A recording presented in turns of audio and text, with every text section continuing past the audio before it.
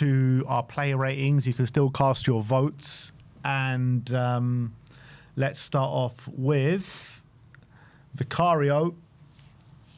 What have we gone for Vicario? So you've given him a 4. I've given him a 5. You guys have given him a 4.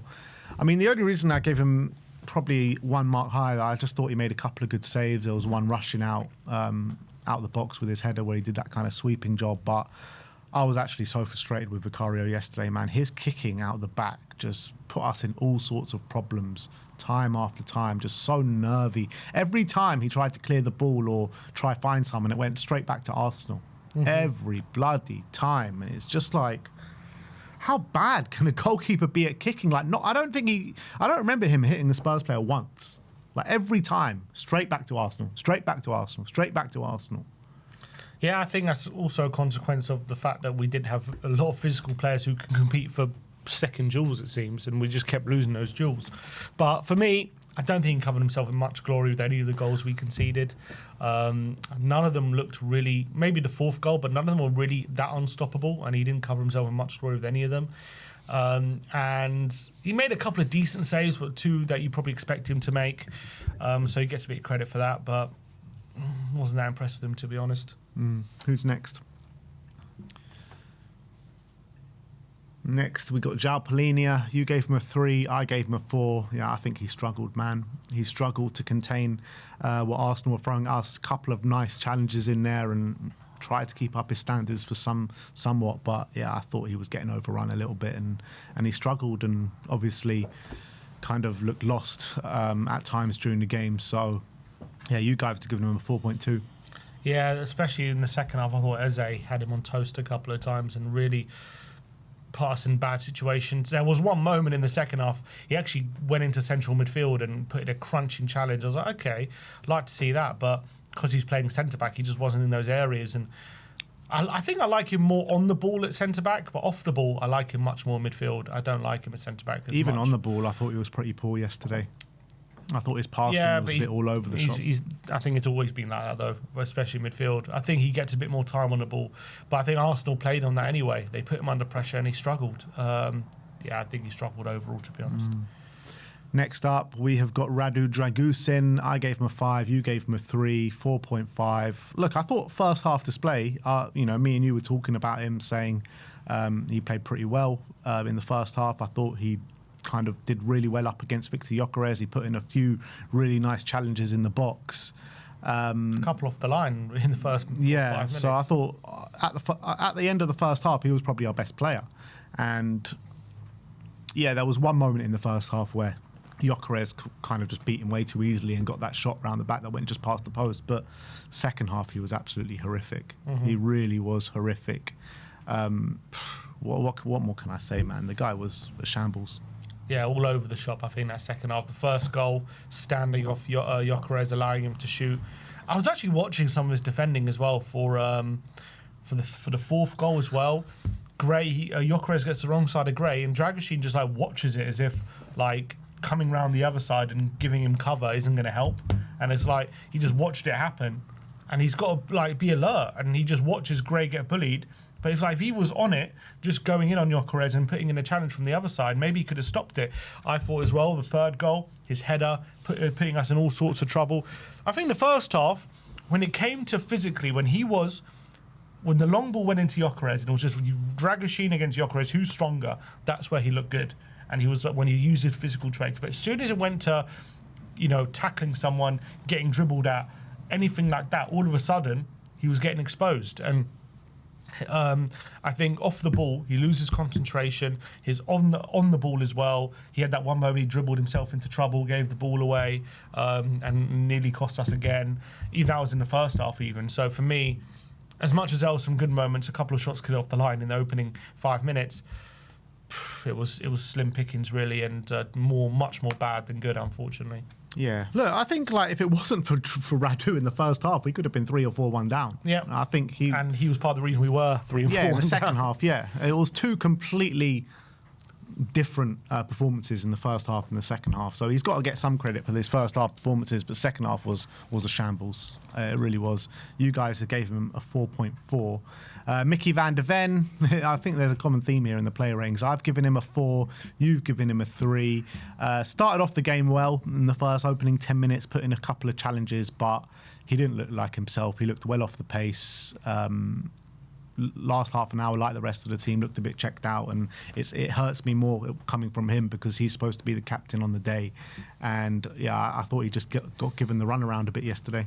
Yeah, he made a few good first one, the first half, some strong challenges coming in heavy, which was good, and then he also had to make some good last-ditch challenges a couple of times. But a couple of times, Saka was able to get away from him, and he wasn't able to catch him a couple of times.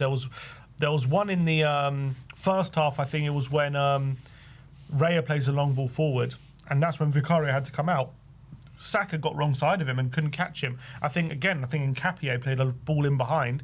Saka got in behind, and you think Van der Ven, no one can can outrun him, but Saka was able to do it a couple of times.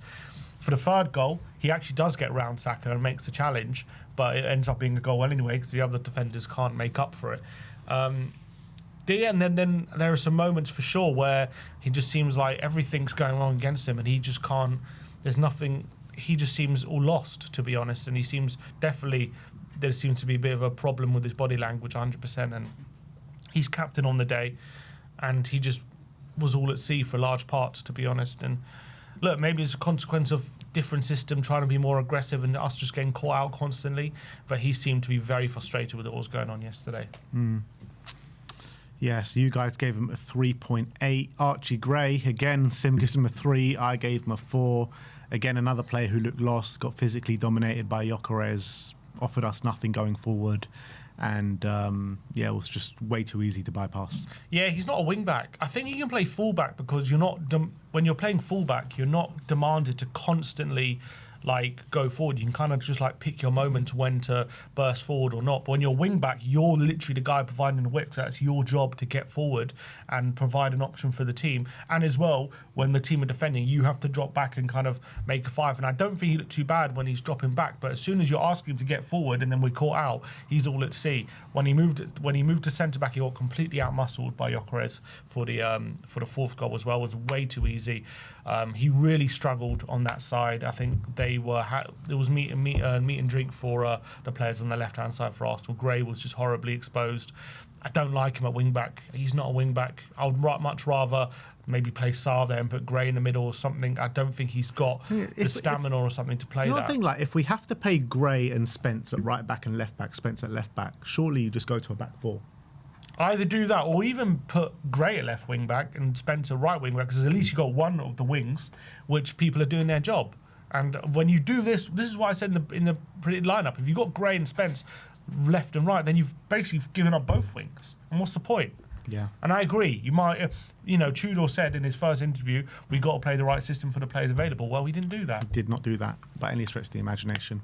Next up, we have got Conor Gallagher. 3s from you, 3 from Sim, 4 from me. And to be honest, I don't even know why I've given him a 4. He probably deserves a 2. The guy did nothing. He did absolutely nothing. Just running around like a headless chicken, doing nothing to help us going forward, doing nothing to help us going backwards.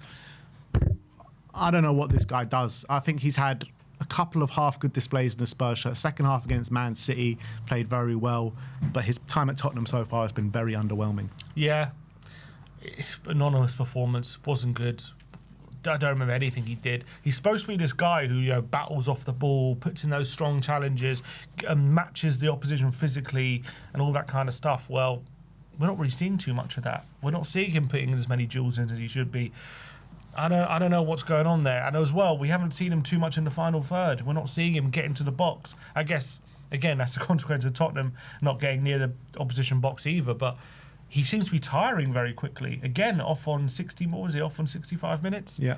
He seemed out on his feet. He puts in a lot, I get that, but we're not seeing any of the fruits of the labour from him. And it's really bad. Absolutely. Who's next?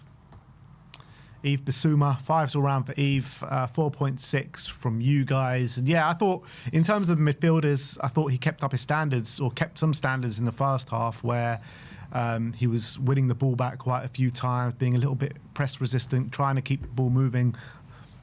But I thought he tired out the game pretty quickly in the second half. I mean, second half, I thought he was pretty much non-existent. Forgot he was playing, to be honest. And then he got taken off. But first half, he was one of our better players, yeah, for sure.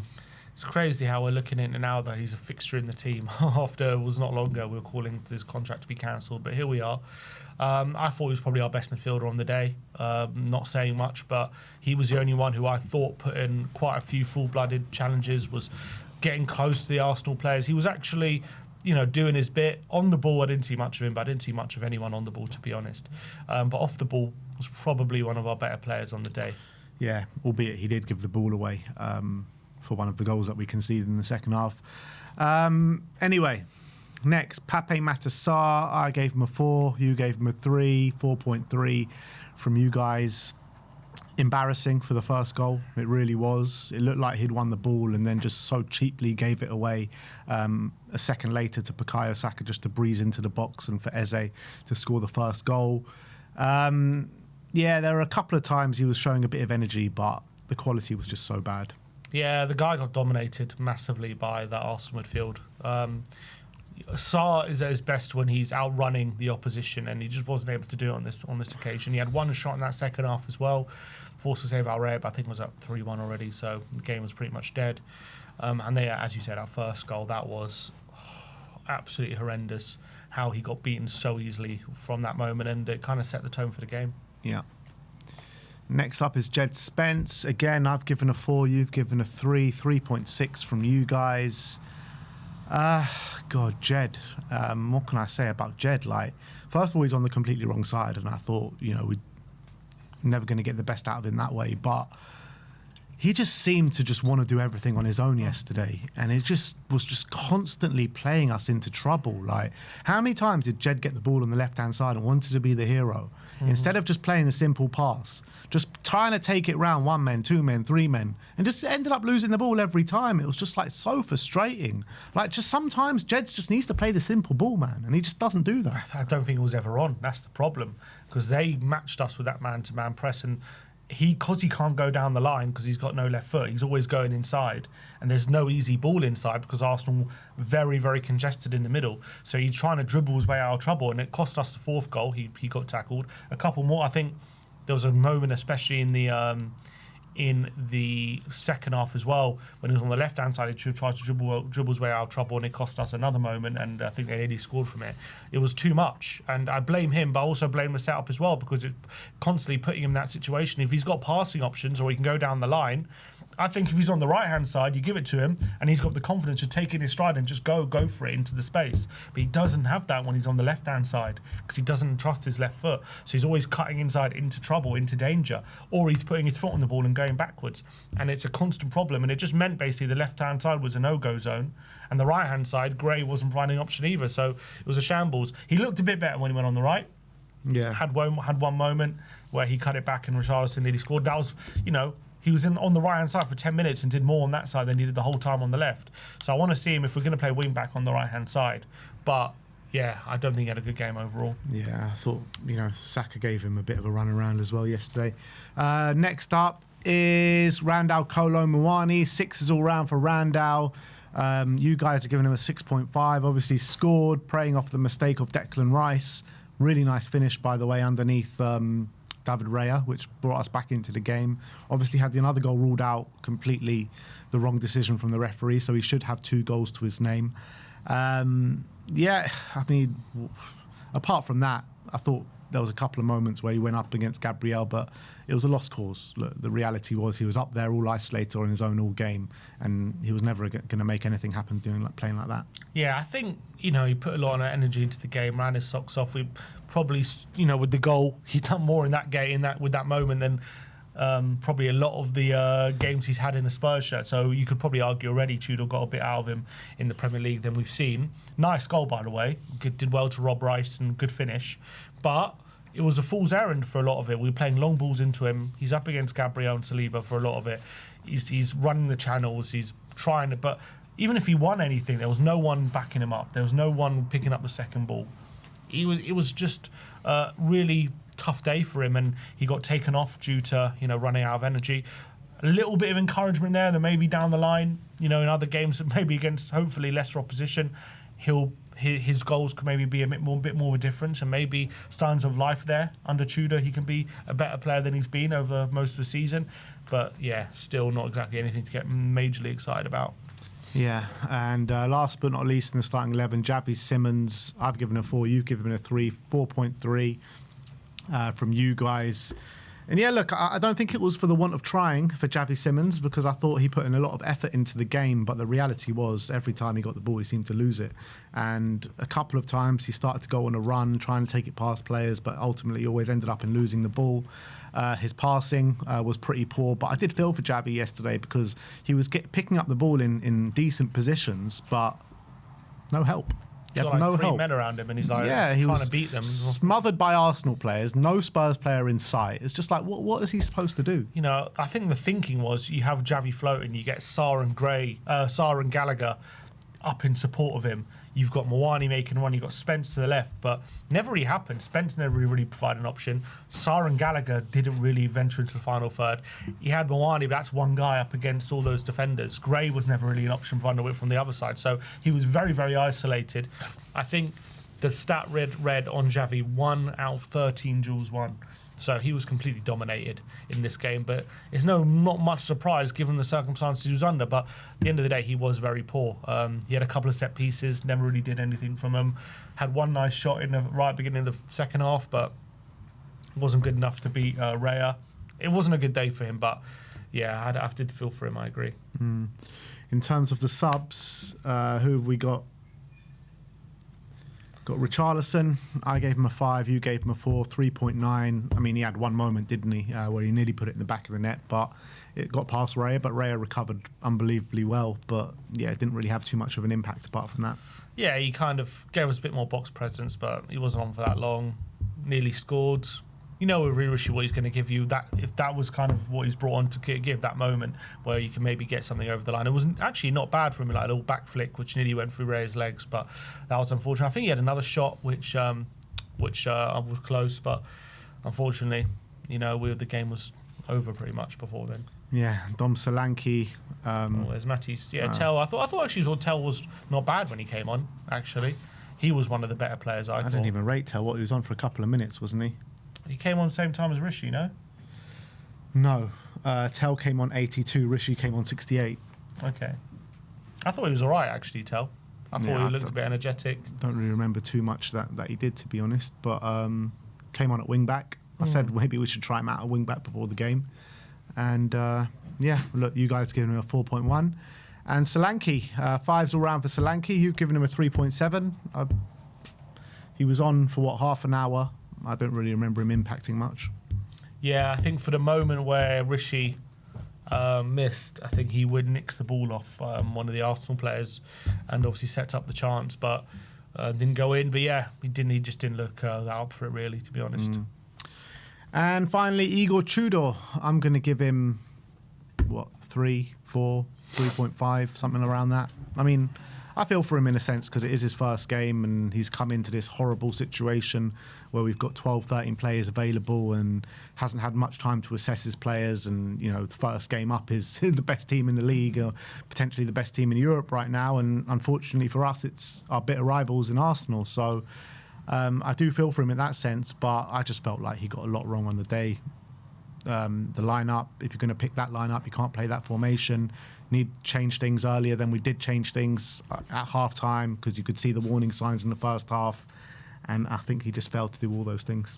Yeah, I'll give him a 3. Unfortunately, I think he's got a bad hand, but he didn't play it very well. I think before the game, I didn't want to see him at the wing backs that we played. If we're going to play wing backs, it was not a great.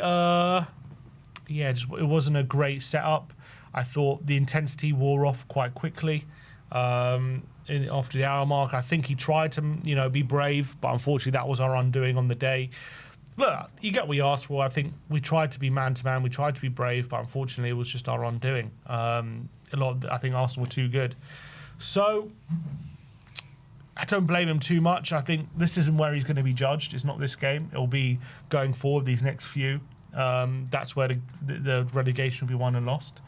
But it wasn't a great start. And some red flags definitely in that first game. Absolutely. All right. So we move on